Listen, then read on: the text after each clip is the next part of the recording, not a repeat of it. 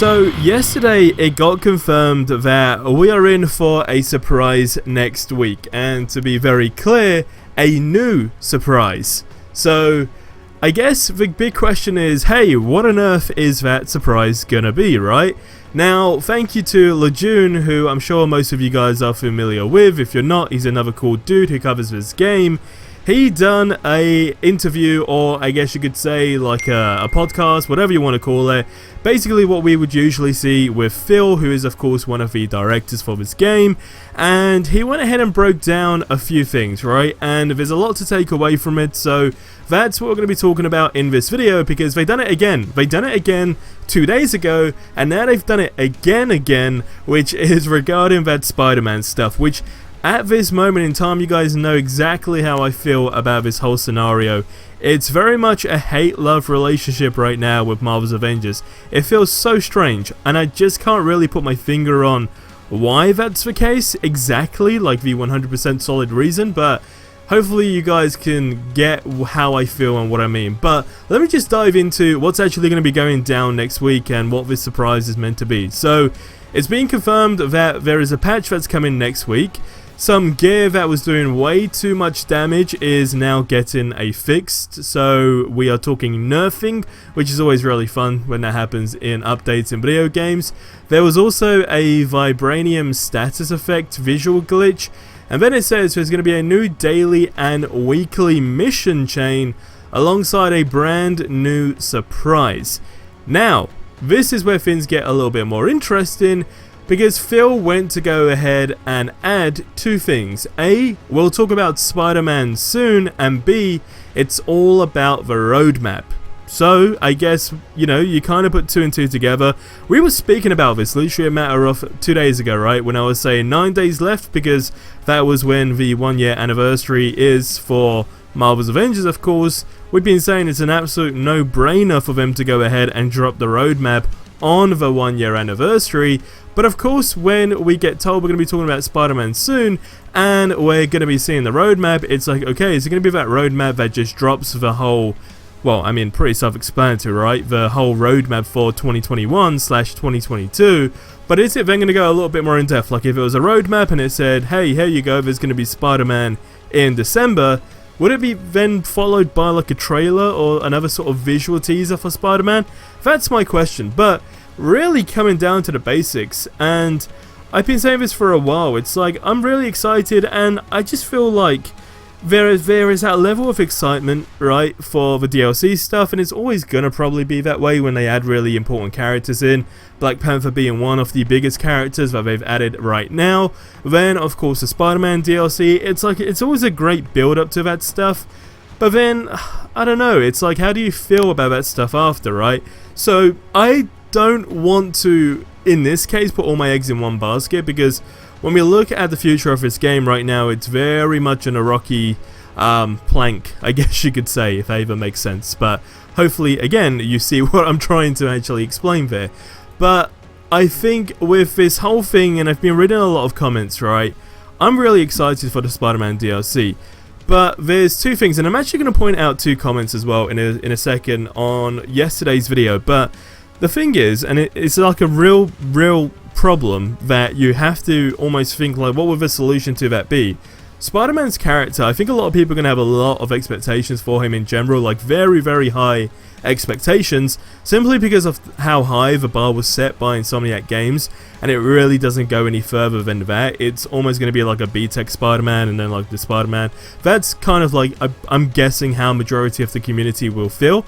So that's one thing, like automatically the bar just being set very high, which is like, how on earth do you compete with that? Not just in another video game, but in a live service video game, in the way the structure of the game is right now. Because this character's all about the web swinging, right? So again, that comes down to the second question on, you know, how much room is there going to be for this character to do exactly that? So are we talking about brand new maps in general, like more city maps? That's basically where one of my biggest question lays, because I've been really thinking, like, if it's done right, sure, it's going to be exactly the same scenario as the Black Panther DLC now, because I just know how that's going to pan out. It's going to be great for like the first week, and eventually the game would just die down again. It's almost inevitable at this point. But then I was reading a few comments. So one of them says, I don't know if it's possible, but they need to get the DLCs out faster. If the campaign stuff is only going to last about 4 to 5 hours, that won't work every 3 months for a live service game. And it's so relevant, this comment, because first of all, right, when it comes down to getting DLC content out, I mean, are we talking like a brand new character, an expansion, or are we just talking like new missions in general and a mini map, whatever it may be? Like, how doable is that stuff? Like, that's the first question. The second one is, okay, well, the problem is, how big is the team? Like, we know a lot of people left the team in general, not out of choice, of course, it's just they got put onto other projects. And when you look at that, you got to be realistic, because that then ties into how much funding there is now currently for this game. That's a very big problem, because if there's not enough funding, you can't get a bigger team, which means you can't get things out a lot quicker, which also equally really means that the content could potentially lack in the funness of it, I guess you could say, because although the devs, honestly, they do a fantastic job in general, right? The dudes that are behind this and really making this stuff come to life, they do a flawless job. But equally, everyone's human. There's only so much you can do, right? So naturally, at a smaller team, you're going to be at a much bigger disadvantage as opposed to if there was a bigger team. That then ties into the next question, which is like, okay, well, funding and having a bigger team, and then it's like, okay, how much money is the game still making through the marketplace? And then before you know it, it's a scenario of, okay, we're going to stop funding this game, and the whole funding element of it is just the team and all the stuff that goes into the game, and at that point, that's when the plug gets pulled. That's been my fear, being completely honest, since the beginning of this game, and as much as I really want this game to succeed, after this DLC, I think we all know the road it's going down. It's just you can try and stay very optimistic, which is exactly what I'm doing. I keep personally giving the benefit of the doubt in my own, you know, personal, like, opinions and so forth, and seeing where the game could go. But equally, I guess there's only so much you can do for that stuff as well, right? So you can be very optimistic, but it's how far that, you know, optimisticness, I guess you could say, can really take you. I want to end this off with a comment as well that was by Sonic, who said, how much you want to bet that when Spider-Man's released, he's the only one that's going to have his iconic pose in the menu. And you know what, that's such a funny comment, and the reason why I wanted to end this video on that note, because hey, as an exclusive, Sony have their hands on this stuff, right?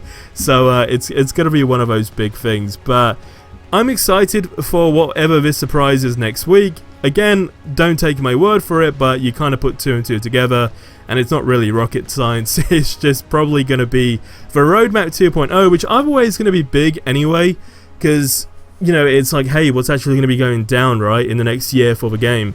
But equally, if it turns out like it's only like partial 2021 and like halfway through the 2022, like a roadmap and content, and that's also going to be worrying, because that's them almost going through probably their last testing phase, in my opinion, as to, you know, whether or not the plug will be pulled. But again, don't take my word for that stuff. That's just me purely speculating. I have never worked in this industry, so again, my points are just simply based on my own knowledge, I guess you could say. But guys, I'll see you in the next one. Till then, leave your thoughts in the comments below, and have yourselves a ridiculously amazing day, and adios amigos.